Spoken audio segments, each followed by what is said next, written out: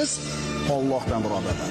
Hunarimizdan emas, otamizdan emas, ishxonamizdan emas, shepdan emas. Kimdan? Allohdan. Sen tirikmisan? Demak, rizqing bor.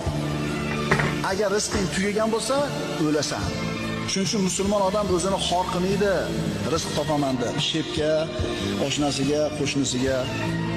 Meni rizqim Allohning qo'lida. Seni ishxonangda ishlamasam, boshqa yerdan Alloh rizqini yetkazaveradi deydi.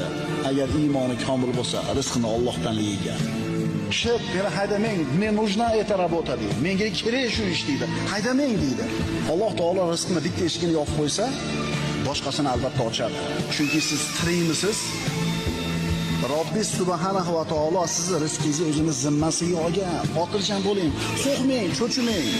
Kursda o'ynashdan ham qo'rqmang, do'konlar buzilib ketdi desa ham qo'rqmang. Sizni rizqingizni Alloh o'zini zimmasiga olgan. Xotiz Allohdan birodarlar.